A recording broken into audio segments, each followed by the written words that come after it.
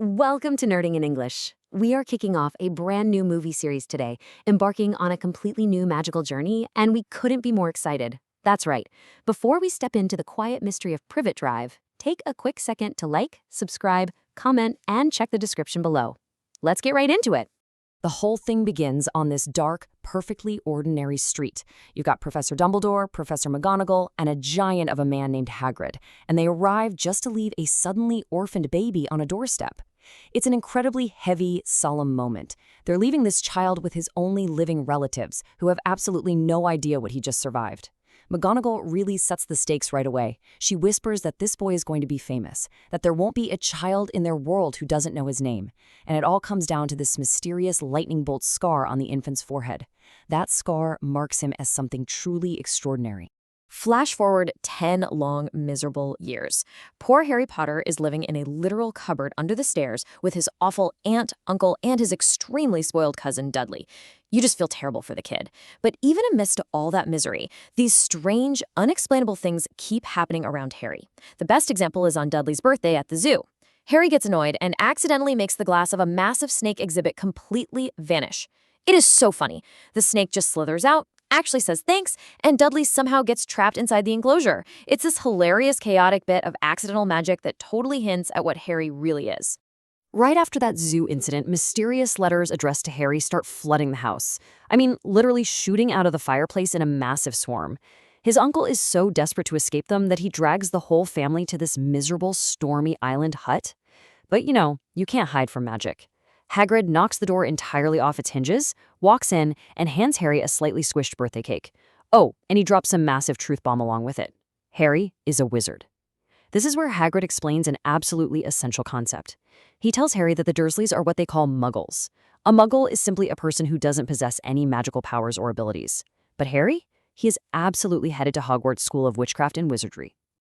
To get his school supplies, Hagrid takes Harry through a wizard pub called the Leaky Cauldron. And the transition here is just unbelievable. You go from this dreary, gray muggle world straight into this hidden magical space where everyone already knows Harry's name. They also briefly bump into the nervous, constantly stuttering Professor Quirrell, who seems absolutely terrified of his own shadow. It's a tiny detail, but a really intriguing one. Then Hagrid taps a brick wall with his pink umbrella, and the bricks magically fold away to reveal Diagon Alley. It's this vibrant, bustling street filled with cauldrons, owls, and literally everything a young wizard could ever need. Their very first stop is Gringotts Bank. They travel deep, deep underground into these creepy caverns to retrieve Harry's inheritance. But Hagrid is also there on top-secret official Hogwarts business. He empties Vault 713, taking out this grubby little package for Dumbledore. The mystery really kicks off right there.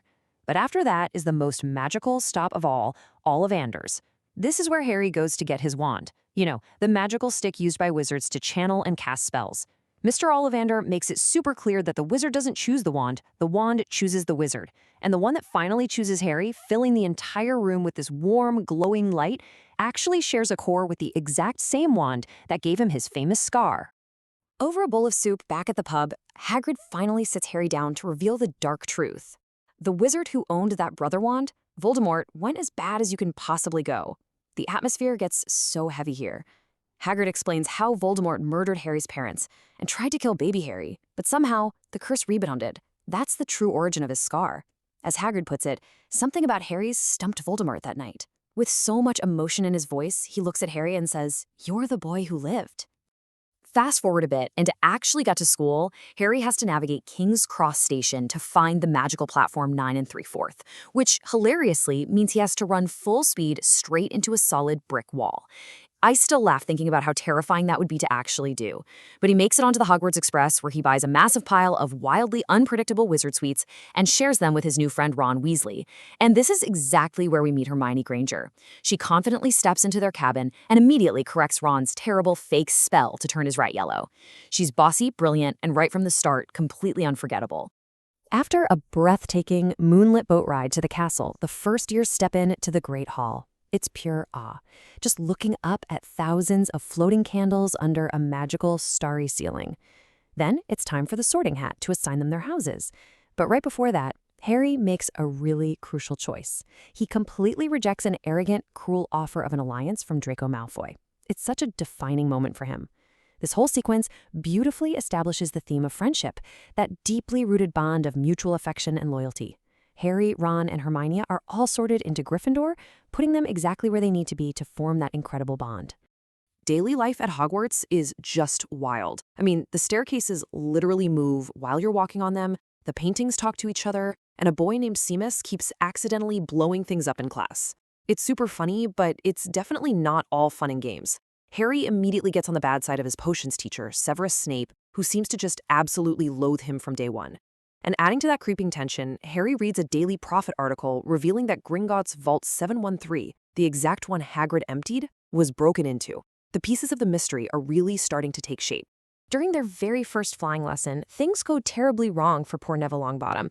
His broom just goes completely out of control, rocketing him all around the castle until he falls and hurts his wrist. Draco, being Draco, steals Neville's Remember-All and tosses it high into the air. But this is where Harry's natural flying talent kicks in. He executes this incredibly daring dive, catching the ball perfectly just before it hits a window, and instead of getting expelled for breaking the rules, Professor McGonagall is so impressed she immediately makes him the new Gryffindor Seeker. Everything escalates dramatically on Halloween, when a massive mountain troll is somehow let into the dungeon and completely corners Hermione in the girls' bathroom. Harry and Ron rush in to help, and this scene perfectly defines courage, finding that bravery when you are absolutely terrified. They charge the troll. With a bit of luck, Ron uses a levitation spell to knock the troll out with its own giant club, and honestly, I'll never get over Harry pulling his wand out of the troll's nose covered in nasty troll boogies. Gross for sure, but surviving this terrifying moment cements the trio's friendship forever. From that day on, they are completely inseparable. Now that the trio is united, they really start piecing the mystery together. Think about the clues they have so far. First, we have the Vault 713 break-in. Then, they notice Snape walking around with a badly limping leg. Exactly. And now, they've accidentally discovered Fluffy, a massive, terrifying three-headed dog guarding a trapdoor on the forbidden third floor. Putting it all together, Harry becomes absolutely convinced that Snape let the troll in as a distraction so he could try and steal whatever Fluffy is guarding. This suspicion only grows during Harry's first Quidditch match. Out of nowhere, his broom starts violently bucking in midair, literally trying to throw him off. Hermione spots Snape in the stands staring right at Harry and muttering spells. So she sneaks over and actually sets Snape's robes on fire to break the jinx. It is so intense. Harry manages to recover and pulls off a totally wild, unorthodox move, nearly swallowing the golden snitch before spitting it into his hand. The stadium just goes crazy and Gryffindor wins the game. When Christmas rolls around, Harry receives an anonymous gift that changes everything, an invisibility cloak. Now, a standard cloak is just a loose outer garment, but this magical one makes the wearer completely invisible. It's absolutely incredible. He immediately uses it to sneak into the restricted section of the library to do some research. It is so tense. A book literally screams at him when he opens it, and he narrowly escapes getting caught. While hiding, he eavesdrops on this shadowy conversation where Snape seems to be violently threatening the nervous Professor Quirrell. Still hiding from Snape, Harry stumbles into a quiet room holding the magnificent mirror of Aerest. We really have to talk about what this mirror does. A normal mirror reflects your image, but this one reflects the deepest, most desperate desires of your heart. Harry looks in and sees his late parents standing right beside him, looking back with so much love. It's such a beautifully emotional, heartbreaking moment. He just sits there for nights on end. Eventually, Dumbledore finds him and gently warns him that it does not do to dwell on dreams and forget to live. Back to the mystery. Thanks to Hermione's completely relentless library research, they finally discover the secret of Nicholas Flamel.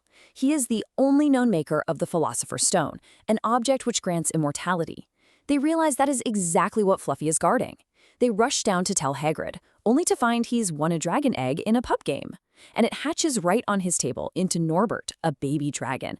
Hagrid keeping a fire-breathing dragon in a wooden hut is just peak Hagrid. But getting caught out of bed with this massive secret lands the trio and Draco in late-night detention.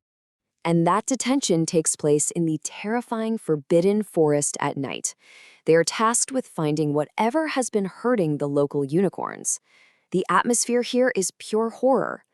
Harry and Draco stumble upon a slain unicorn and a horrifying, ghastly, hooded figure drinking its silvery blood. Draco just screams and runs away, but a centaur named Firenze swoops in and saves Harry, revealing a terrifying truth. Drinking unicorn blood keeps you alive, even if you are an inch from death. This raises a massive alarm for the trio. They realize Voldemort is out there in the forest, trying to return to power. With Dumbledore unexpectedly called away to London, they know someone is going through the trapdoor tonight to steal the stone.